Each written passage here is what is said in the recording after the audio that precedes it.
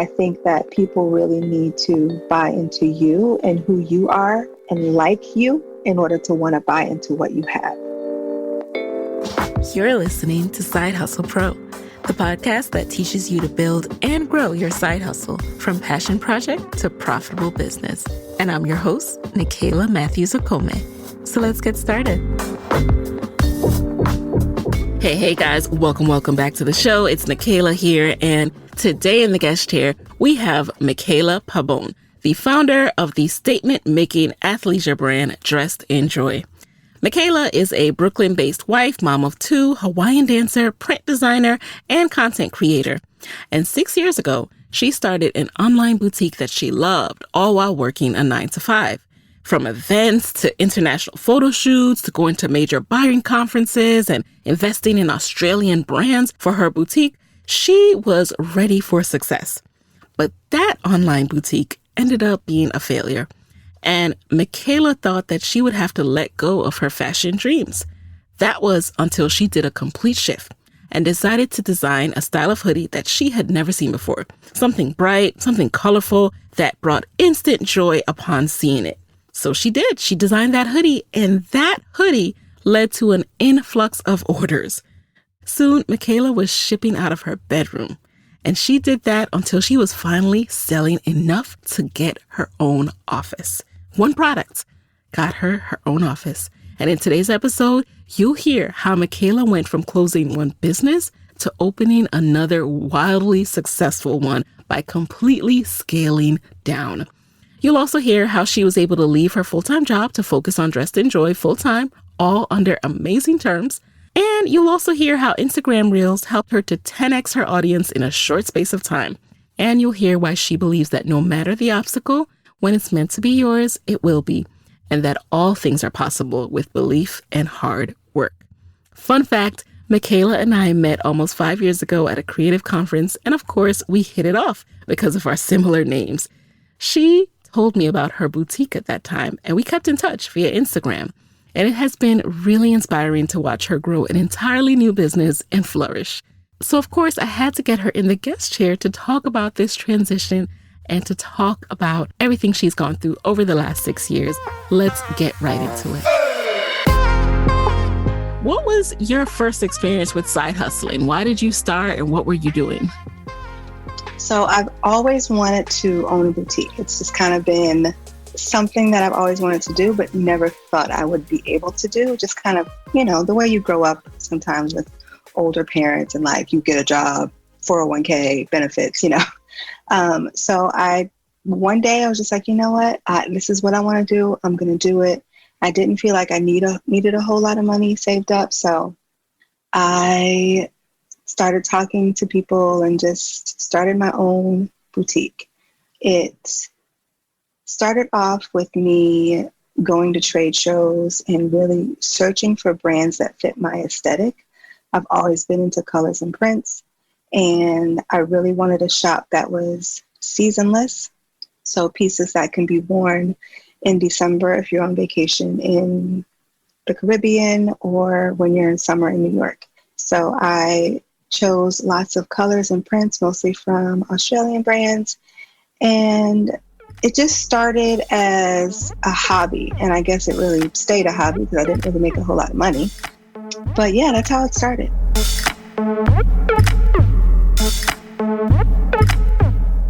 And what drew you to you make it sound, I don't want to say easy, but like when I think of starting an online boutique, being a buyer and getting clothes and then putting them on sale, that sounds really complicated to me. So how did you get an insight into this world and know that this is something you could do? Okay, so little secret, not a secret, but my husband has worked in the fashion industry for close to 20 years now. He has been in marketing in the men's fashion, urban fashion space since the 90s. So he was very helpful in just kind of giving me an inside knowledge of this is the trade show that you should probably go to. This is how you talk to buyers. He was very, very helpful in guiding me in the right direction. Oh, fun fact. I did not know that. Yes. And When you think about trade shows too, you think, okay, this is business to business. This is where the major brands are going to get their next season's hot and fresh stuff. So as you go in there as an individual, what was that experience? It was intimidating because the brands that I wanted weren't, your average run-of-the-mill brands that you could find anywhere. These were brands that were selling at stores like Nordstrom, where else were they selling? They were selling at some pretty heavy places. But I wanted them because I felt like they were completely different from what I had seen in other online boutiques. And I didn't want to have the same feel as other online boutiques. So I decided, let me just go in there. I'm going to dress nicely and I'm going to talk to them the way that my husband told me to talk to them.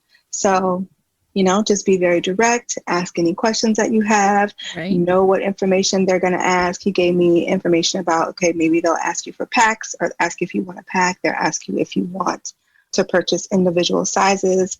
A lot of brands ask you to buy a certain amount. So you have to have a, $2,500 minimum purchase or $1,000 minimum purchase in order to even buy anything from them. So I went in there prepared with that knowledge, and it actually made me a lot more confident because I was like super nervous before having that conversation with my husband. And how long did you have this side hustle? Ugh, too long. I really did. I just held on for so long. Because I felt like it was part of my identity. It what's made me special. Mm-hmm. And it didn't, And so I held on to it even though I literally did not make any profit. I started in 2015 and I let it go, officially let it go in like the fall of 2018. And I'm like, you know what? I don't need this to be a part of me in order to be me.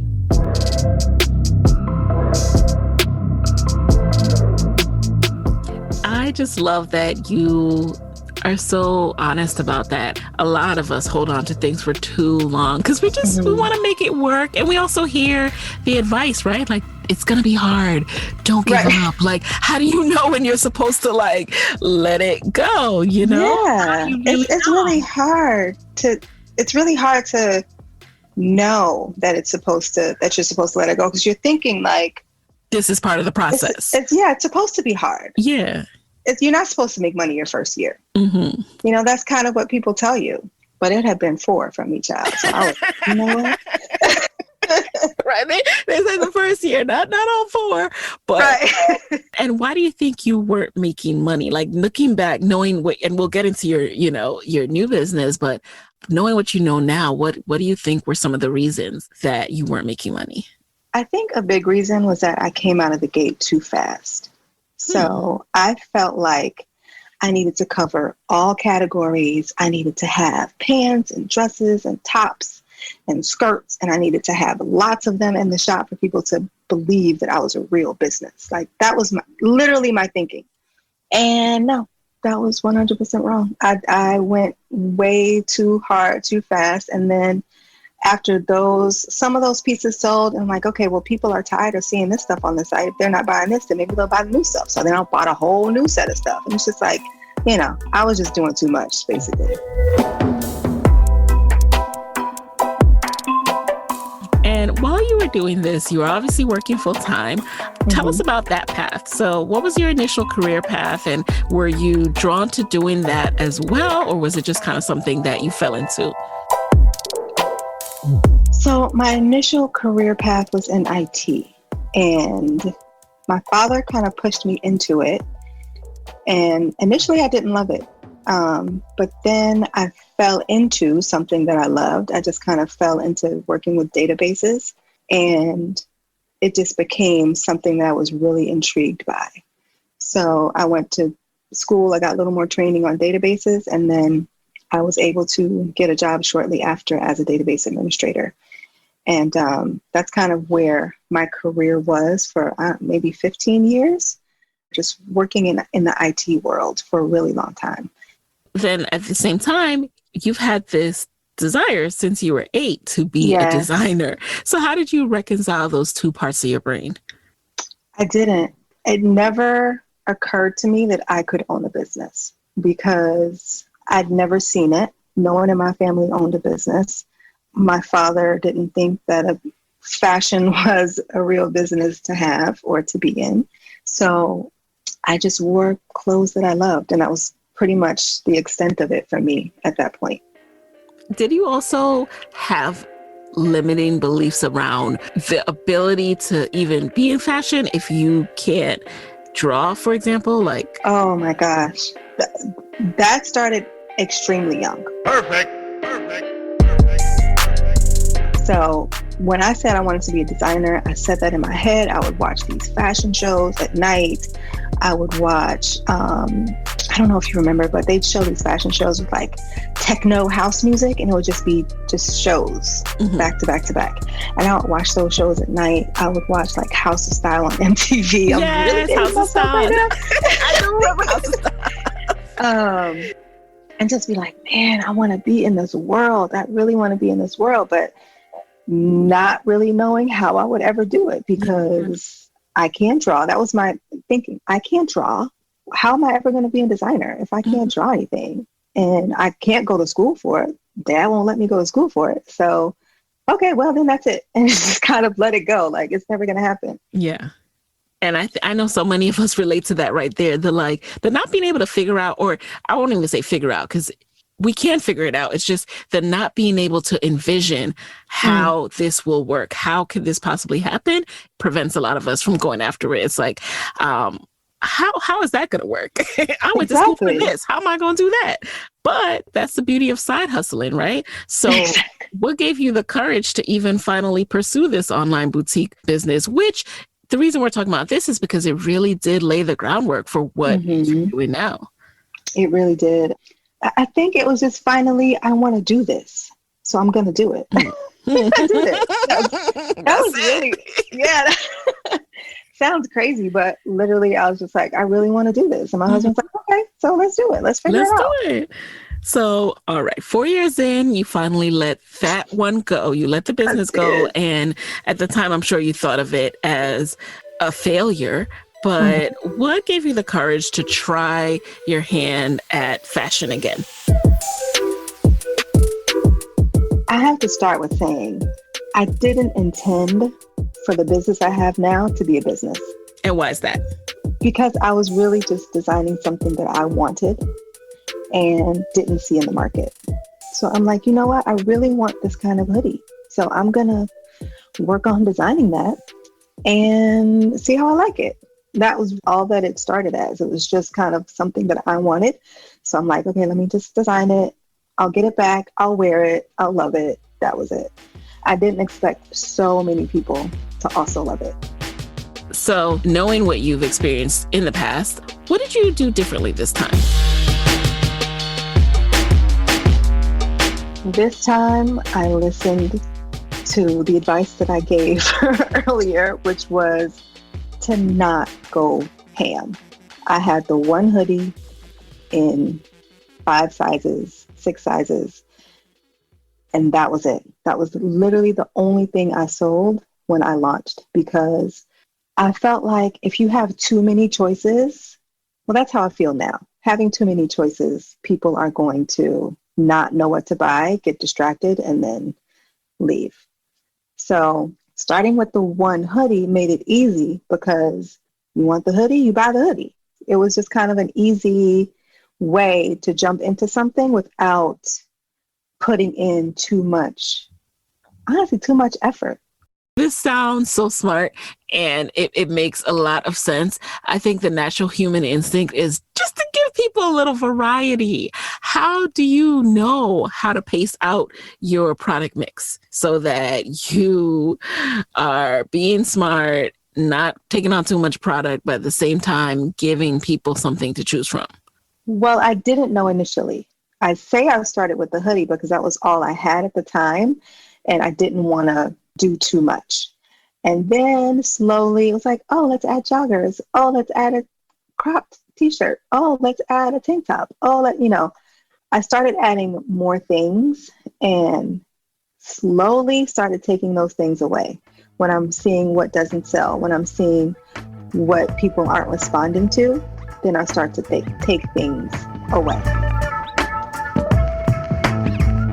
Now let's talk about the investment side of things. I'm interested to know the first go around. What did that look like as far as buying? Buying to me sounds so intense. It sounds like so money intense as well. So what did that look like the first go round versus this go round in terms of, if you want to give us a ballpark of like, what does it cost to invest in buying product for an online boutique versus starting out with one product and going from there? Okay, so I was, like I said, I was extra. I was so extra with what I went too far. So I really wanted these Australian brands. So I wanted like Cameo Collective and Finders Keepers, like these really fancy brands. Who they retailed probably from about $70 to like $250. So their wholesale prices were considerably higher than if you would go to like the fashion district in LA or someplace like that. So I can't even remember what my initial investment was, but I want to say it was between 5 to 7K, which is, it was way too much. It was way too much. I did not need to spend that much money. But like I said, me being Miss Leo, they kind of needed to have everything for everybody. And it had to be the flyest stuff. Like, no, it was too much.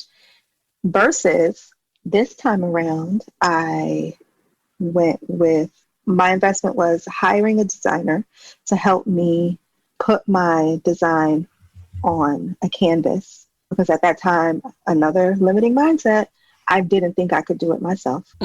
So I worked with the designer to help me do that. So paying for that, and then really just paying for the first hoodie and the shipping, which was less than $40. So $5K versus $40. I think I did a pretty good job there. I think so too. So I find it interesting that, with the first business, we talked about things not selling. And when it comes down to what's selling, it comes down to customers, right? So right. What was the difference between how you marketed the first business to how you are marketing Dressed in Joy? Do you think that there's a difference there that's also resulting in the difference in success? There is a huge difference because prior to launching Dressed in Joy, I wasn't really talking about my own personal style on my Instagram. It was just kind of like, oh, here, I have these clothes, buy them. They're really cute. You should want them. And that's not enough. I think that people really need to buy into you and who you are and like you in order to want to buy into what you have.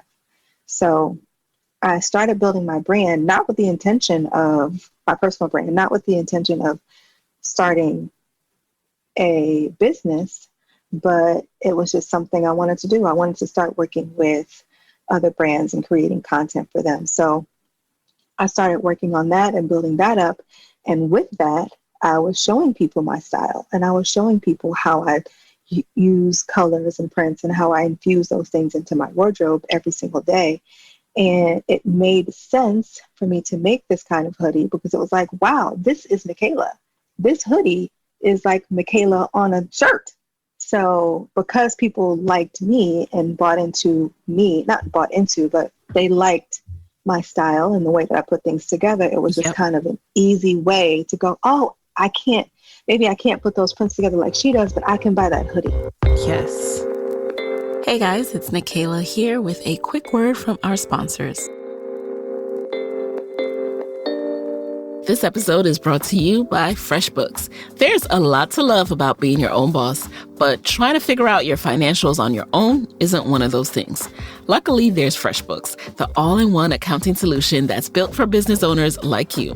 FreshBooks takes all the not-so-fun parts of running a business, from building and tracking invoices to organizing expenses to managing online payments, and automates and simplifies them, saving you up to 11 hours a week in the process. FreshBooks has your back at tax time, too. With a ton of reports to choose from, you'll know exactly where your business stands, and you can easily hand the keys over to your accountant so they can take over when it's time to reconcile everything for the year. Try FreshBooks free for 30 days, no credit card required. Go to freshbooks.com/sidehustlepro and enter Side Hustle Pro in the How Did You Hear About Us section and get more time back to build the business you love. This episode of Side Hustle Pro is brought to you by Gabby.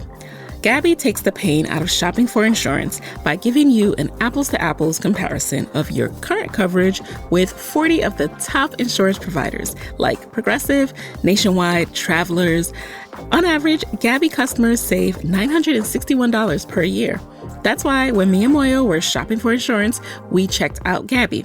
And it's a very straightforward and quick process. You can either input your insurance information or link your current insurance account.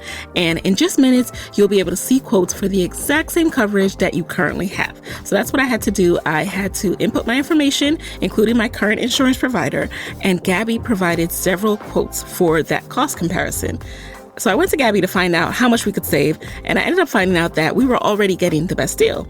So if Gabby can't find you savings, they'll just let you know so you can relax knowing you have the best rate out there. And they promise to never sell your info, so no annoying spam or robocalls, okay?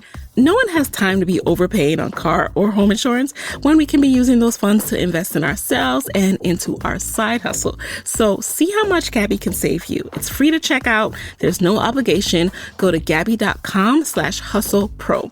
That's spelled GABI.com/hustlepro. Gabby.com/hustlepro. You're so right about that because, we met and we started following each other. I definitely admire your style and I'm like, oh, that's so vibrant. How does she do that? I could never do that. I wouldn't have that flair. Like it wouldn't come together the same way. How does she think about this? How does she come up with that? But then, when you see a hoodie, you're like, oh, this is an accessible way. This seems like something that I can do without having to think through what blazer combination. And you know what's funny? What intimidates me too? Thrifting. When people are like, oh, I just thrifted. I'm like, what? I go in and I see racks of old clothes and I walk back. You know what the secret is to thrifting? I don't have the eyes. You have to start with what you need. Uh-huh. So every single time I go into the thrift store, the first place I start is blazers. Okay. Because they always have great blazers. Mm-hmm. So if you don't look at anything else, look at the blazers. You will always find something there.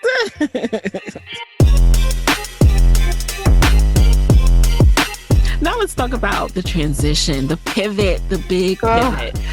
Last year was crazy for the airline industry. Mm-hmm. And, next thing I know, I'm seeing you make an announcement that you are a full-time entrepreneur now. Yes. Tell us about that journey. What happened? Oh my gosh. So, and honestly, it started probably a year and a half before that, where I hated my job. I could not stand my boss. It was so evil. I hated it. And I was like, you know what? They just need to offer me a package and pay me a little bit of money and let me have my flight benefits forever. And I'll be happy.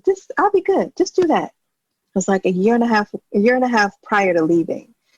And then let's say maybe 6 months after that, I got a new position, which I loved. My boss was amazing. I loved the work. I was back to doing my reporting and everything because prior to that, I was traveling 2 to 3 times a month and for 2 to 3 days at a time. And I was going to different airports and performing audits. It was the most boring job ever. And then I got back into the office full time and I was creating reports and I was working with a really, really great boss. And it literally just fell in my lap. Exactly what I had asked for a year and a half prior fell in my lap because everything was doing so bad at the airline. They were like, we need to get people out. So, we're going to offer these packages and see who takes it. And I was like, hi, thanks, bye. After much deliberation, of course. I had to talk to my husband about it because it's scary. Yeah. This is a check that I was getting. Right. On the 5th and the 20th, every single month. I didn't have to think about it. I had health benefits. Well, I still do because they gave it to us. I had health benefits. I could get up and fly anywhere I wanted to at any time. My mom could get up and fly anywhere anytime she wanted to. And it was safety. I had been there for 10 years. So just the life that you're used to of paying yourself, of getting paid twice a month on those the same 2 benefits. days. Yeah, the flight benefit alone. I'm like, hello, I can, how can I do this? Right. But when, they said that because of my age, plus the time that I had been there, that I would get lifetime flight benefits, that was like, oh. That's amazing. That's like you willed that into the universe. I did, right? And I'm telling you, I would pray about it. I would I was like, I just can't be here. She makes me crazy. I can't do this. And when it came, I cried and I told my husband, like, I can't, this is what I prayed for. And he's like, exactly. So this is why you have to take it.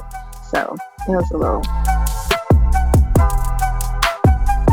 So what did you do on day one after leaving?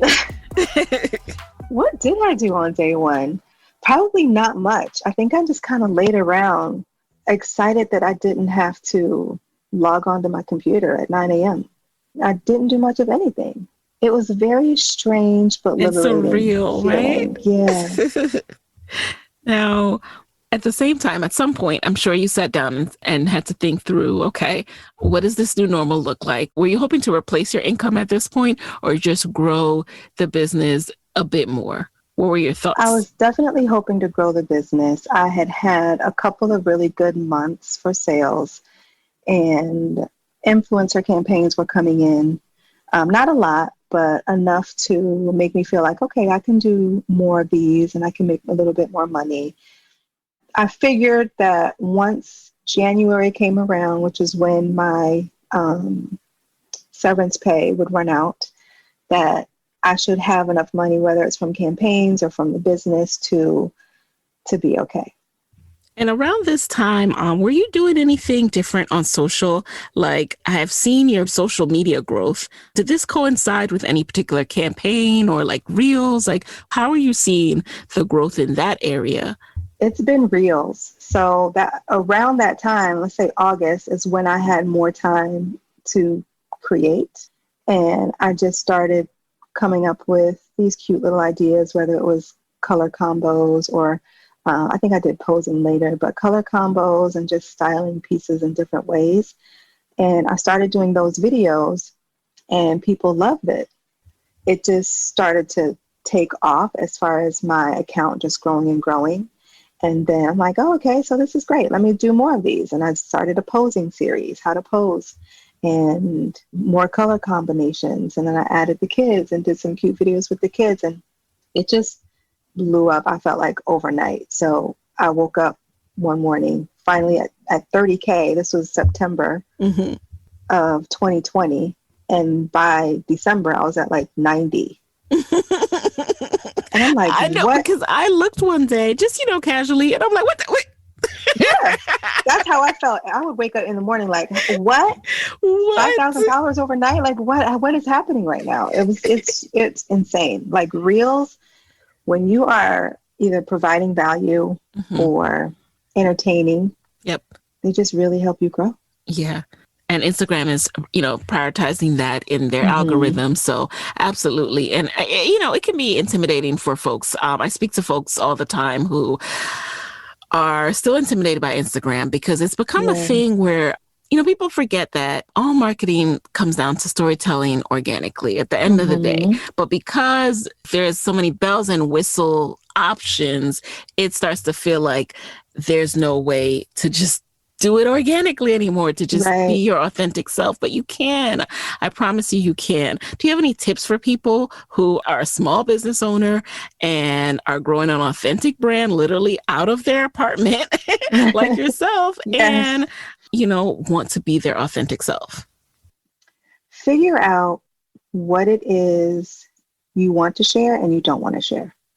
Because I think a lot of people hear the word be vulnerable, be authentic, and they think they have to share everything about their lives. And that's totally not the case. Like, my husband and I get into an argument, I'm not sharing that on social media. Like, that's our business for our life. Right. But if, I'm sad about missing my dad or something like that, that's something that I'm comfortable with sharing because I would tell anybody that. Just figure out what you feel comfortable talking to people about, whether it's your friends or a stranger, Uber driver, whatever it is. And those are the things that you can share on social media.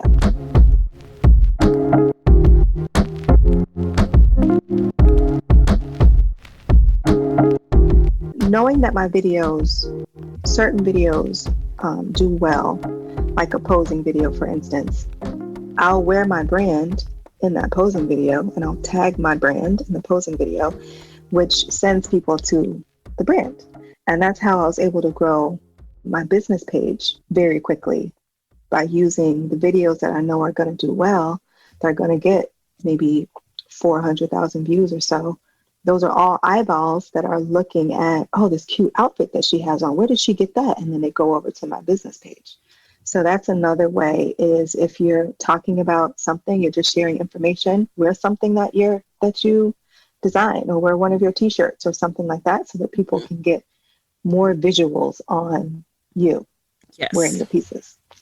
Love it. So not everyone makes money when they're first starting out. And like you said, you can make revenue for many years, but still not be profitable. So what has been your experience with Dressed in Joy? Oh, girl. I feel like I got lucky. Well, I won't say it was lucky, but I did well because, like I said, the print was me. And because I was so excited about it and I shared it to my social, which maybe I had 13 or 14K at that time, and people really, really loved it. And I launched a pre-order. And with that first pre-order, I want to say I sold just over 50 hoodies in a weekend. And I was like, what? I was hoping to sell 10. How did we get here? So, my first month was definitely profitable. And then I had some slow months after that because I just wasn't promoting it like I should have. We sometimes think that when we have a business that people get tired of hearing you talk about it. Mm-hmm. And maybe they do, but there are people who will hear you talking about it for the first time every single time you share it. So I had to get over that fear of people getting sick of me in order to be more profitable.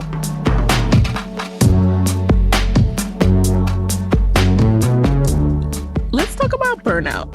Let's talk about burnout now, because when we're working 9 to 5 and we're side hustling, that's something that we're faced. And I know you talked about being so tired while you were pregnant. How have you handled growing a business, juggling home business when you were working, juggling the job? What have you found to be helpful with this?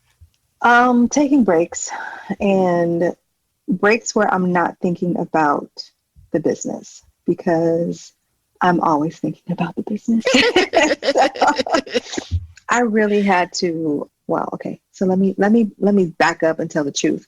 Okay. My husband had to tell me that I need to take some breaks because I will work myself into the ground and not even think twice about it, because I'm doing what I love and I enjoy it all. So, it's fine. Yay.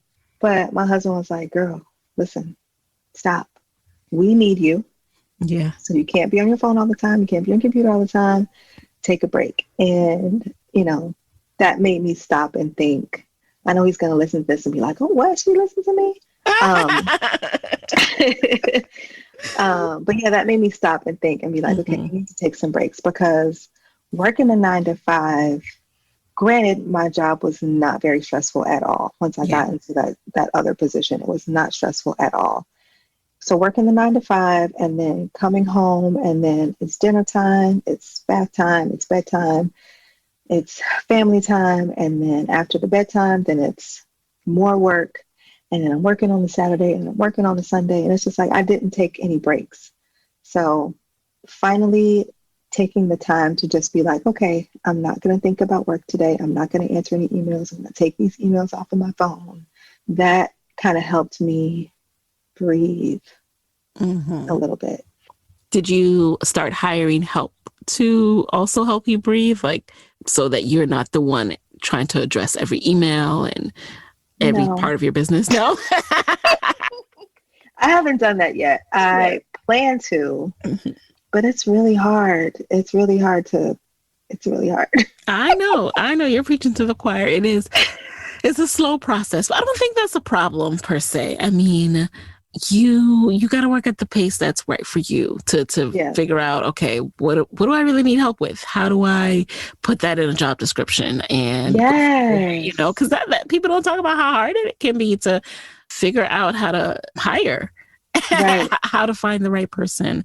Yeah, it's been difficult. But it is important to set some time aside to at least get help with the biggest part, like whether that's customer service emails or whatever's draining you the most. That's true. I think we did that on the home level. What do you mean by that? So when the pandemic hit, obviously we are home with the kids. Our 3-year-old, she's now 3, but she was 2 at the time. She was in daycare every day from 8 to 6. And then our son was in school and aftercare. So he was there until we picked him up at like 5:30. And that obviously all changed in March. So getting help in the home was like a huge thing for us recently. Hiring a cleaning lady to come in every other week. So that's one less thing that we're thinking about. We can just do the touch-ups when we need to, and then we have her come in and do a deep cleaning. And then we also hired a sitter to come in with the kids because I was literally here with them all day, every day, trying to do my own work, run my business, and also do homeschool with my 6-year-old at the time, he was 6, and then run after my 2-year-old. So it was a madhouse. So hiring help in that capacity helped me to breathe because things at home were being taken care of a little bit more. Okay, well, that's good. Because there's no way. There's no way.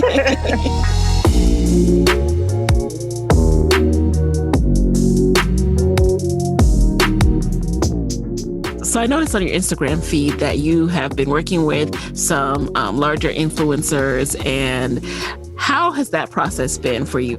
Are you doing Beyonce style, like you sending out boxes? Or are people just organically buying and posting? That's the thing. People are buying and posting. That's awesome. Yeah. I mean, I know some people who were like, oh my God, Mikaela, this is amazing. I'm going to buy one. And then they post it organically because they love it and they want to show it off. The only person that I sent to, only 2 people that I sent to that posted were Tabitha Brown, who is, oh my God, amazing, and Jessica Alba. I sent her a package and she posted in her stories. And how do you go about reaching out to people's teams to even offer to send them? So Tabitha, I DM'd her. Sent her a DM, girl, and because she had followed me and was like in some of my stuff. I'm like, oh, she followed me already? Okay, so if I send her a message, she's going to get the notification that I sent her a message. Yeah. So I just did that, and she was like, oh, yeah, send it over. And then she loved it so much, so she bought everything else. And and then I have a PR friend in LA who is absolutely amazing, and she's been helping me get my pieces into the hands of either celebrities or celebrity stylists. So she also got my pieces into the hands of Jason Bolton for a couple of his clients, and he posted on his stories about it as well. Love it. And I love how things are just coming together, Mikaela. Like, this is your time. Yeah. I love it. And I want people to know that there's no time limit on your dreams. There's no fixed moment in time when you're supposed to, quote unquote, make it. Your best years are still unfolding. So don't get discouraged if like, I didn't come up with this idea. I didn't make the Forbes, 30 under 30 or whatever. Right. Like they need to do a 40 over 40. They need to do a 50 under 50 and just hello. Like this, it's just not realistic. People make it at all different times. And so I love that you're showing that and we're showing that. And now, we're continuing to show that we're reinventing ourselves every decade. Absolutely. Like, I don't know who I'm going to be Absolutely. at 60. Like, I might be coming out with a new side hustle. So y'all stay tuned. Okay. So speaking of that, before we get into the lightning round, I would love to know what is next for Mikaela and Dressed in Joy. Oh, what's next? I don't know if I can talk about this. I can't talk about this. So you can't talk about this? I can. Okay, So I'm okay. working on a capsule collection right now. Yes. And it's not going to be athleisure. I'll say that. It's going to be maybe some dresses or maybe a blouse or something. So I'm going to be working on that this month of March, which should hopefully be out by the end of this month. So that's what's next for me. Not that I want to move away from athleisure, but I want to kind of go back into what I started with, which is kind of resort wear and seasonless clothing. Okay. And design some really beautiful printed pieces. I'm ready. I am ready for resort Dressed in Joy because like I can already see it. And I don't know who I think I am, but I love some resort wear. I'm like always envisioning myself on somebody's resort and in this fabulous outfit. And girl, I haven't been on a plane since August of 2019, but I'm still like, I'm going somewhere.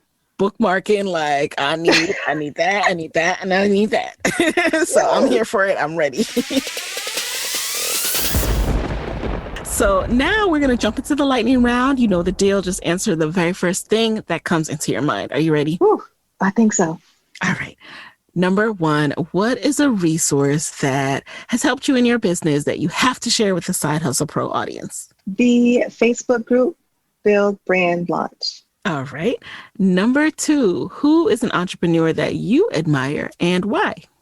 I would have to say Kalila Wright of Mess in a Bottle. I just admire her growth and everything that she's done. And I really look at her like, yes, one day I'm going to be there. Number three, what is a non-negotiable part of your daily life?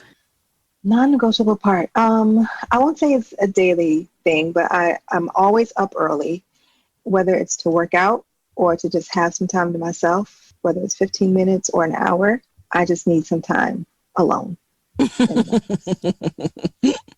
I hear you. Number four, what's a personal habit or a personal trait that helped you significantly when you were side hustling? Optimism. I don't like to dwell in the negative. So just being optimistic and always believing that I can has been extremely helpful in side hustling and now my fully entrepreneurship life. And then finally, number five, what is your parting advice for fellow Black women entrepreneurs who want to be their own boss but are scared of stepping away from that steady paycheck? I would say to not compare yourself to others and the journey they've had, whether they've had a good one or a bad one. Yours is your own, and you can't look at someone else's and think that because they did it this way, you have to, or because they failed at this, you will too. Yours is your own and your path is your own.